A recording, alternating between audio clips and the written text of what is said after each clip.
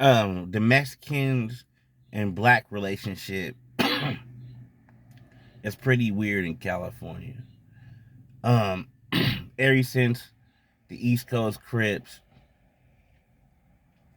robbed uh part of the main cartel back in 2000. I want to say it was back in 2000. It was in the early 2000s when they did it. That set off the 100 days, 100 nights when it was Mexicans versus black. Any black person with white tea or black tea was getting smoked. So it was straight massacre between blacks and Mexicans. Ever since that day, we've been treated we've been treated like Lamar on BMF. You know what I mean? We got our water cut. That's the day that they stopped the rain. We got our water cut off. And ever since black people got their water cut off by the Mexicans, it's been a hard time since. It's like it's damn near like a scavenger hunt. Yeah, you find that you might find some middlemen. You might find a cousin that knows somebody that you had to care about you, to love you, to put you in. But it ain't like before when everybody was getting all the love. So that's part of the politics that WACK 100 was talking about with Trace. But I guess, Trace is acting like the Mexicans don't be tripping. Me personally, I don't even think Trace is a good rapper. I wouldn't sign him to Cash Money West anyways because he's not a good rapper. But but if you want to get honestly all the way real, I don't really think too many Mexican rappers are good rappers. I only like two Mexican rappers. I like 151. He's a rapper. A long time ago, he rapped with Sibo. He's probably the tightest Mexican I ever heard in my life to this day. And then I liked my nigga Happy from Watsonville. He was a hard ass. He was hard. He was a hard ass rapper for Mexican. And I tried to get a song with him. Try to get a song with him and my artist, but we was in the studio together. We was gonna get a song done. We had everything planned and set up, but due to the Mexican politics out here, the song never got done. He ended up getting 25 to life too. Just I don't want you to think that the politics is just not just for Southern California and Northern California, it's all good. Well, I mean, for the most part, it's all good, except in my city. I think my city is the only city that has problems with Nortes. Seaside is the only city that has problems with Nortes. And these ain't no money problems or these ain't no problems where have to do with girls. And this is some real life problems, you know what I'm saying? This is something that we tried to come to an agreement with. We tried to stop the process. We tried. But, at this point, things seem too deep, even though we still try to reconcile the differences. It just feels like things got too deep.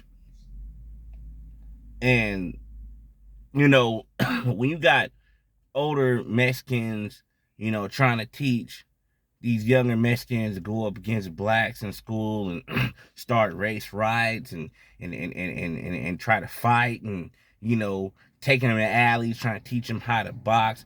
I don't know who these Mexicans. I don't know where they be at.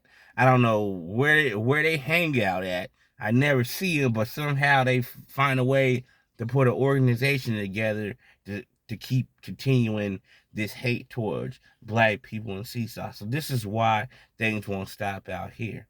However, in the Bay Area, Mexicans, they get along with niggas. But your get along is, your definition of get along is different from our definition of getting along. You know, when niggas say we get along with each other, yeah, we get along. You know, we share each other's bitches, we share each other's money, we share each other's drugs. That's our idea to get along. Your idea to get along is you wear our clothes, you say nigga, you listen to our music, but we still got our water cut off like Lamar. Like I said, there's some lucky people in this world that get to mess with a few of them. Some lucky people. But for the most part, most of the black people got their water cut off. So that's the difficulty of Mexicans and blacks in Northern California. Can't really speak for Southern California on how their policies are between blacks and Surenos. All I know is that I had a close friend that was a Sureno when I was in high school. I kicked it with this nigga every day. He was a rider. And I didn't even feel like he was a Sureno. I feel like he was, he was blue flagging because he hung around all niggas, but he was a Sureno because there were no Surenos. It's all Nortes. And they used to do him bad, man. They used to catch him by himself, blending. He called all types of mixtape, but he was never turned down nothing. He'll fight 2 or 3 Mexicans. He'll get down. But, they used to catch him by himself, blending in another city, doing bad. And, we couldn't do nothing about it. We didn't have no cars. It ain't like I could have picked him up or went to where he's at, where he got blended. You know what I mean? It was like, it was out of school. So it's like, if you ain't around me every day, in the side, I can't help you out. You gotta catch that mixtape. And he caught and he was catching me. They was catching him and blending him up. But he was the homie though. Like I really he showed more love. He showed more love than any Mexican I ever messed with in my life, and was a Southsider. So that's where I'm kind of confused at, because even though I grew up around Nortes my whole life, the love just wasn't really there. You know what I mean? I could just remember just 1 year I got along with Mexicans. 1 year in my life I got along with Mexicans out here. But other than that, Nortes, we never got along with them. Never. Like throughout the years. They was in their little box. We was in our little box. Only time we really got along was through money exchanges and things like that. I don't really know too much about LA on how things go out there as far as Surenos and blacks, but I just know that it's bad. That's all I always knew was bad. They really serious. They really got a serious policy about messing with their Mexican women down there. It's a serious policy, and it'd be bad. It's very bad. You know what I'm saying? Well, more in Northern Cali, it's a little bit more looser. You can mess with, Mexican women, but the tension is still there though. And the tension is there usually for life. A lot of people that don't live in California don't really understand this segment of California. They just think it's just black against black, or this gang and this gang. Because when you go like down south, it's mainly black against black. Midwest black against black, East Coast black against black. There really isn't no race wars like in California. So in California, you have a black man dealing with race wars in prison, out of prison, on top of dealing with niggas that don't like him as well, on top of police that don't like you as well, that don't like blacks and Mexicans. So this is why I don't understand we don't get along, because the police hate Mexicans as much as they hate blacks out here. And we can't get along, and merge businesses together. Everything's just separate. Mexicans do their thing. They have their taquerias. They have, their Mexican events at quinceañeras. They have all that to themselves. Black people, we have our barbecues. We have our food, our sessions to ourselves. Even music concerts, it's like, okay, Mexicans usually have their own music concerts to themselves. It's not usually blended together where Nortes is rapping and blacks is rapping all in the same spot.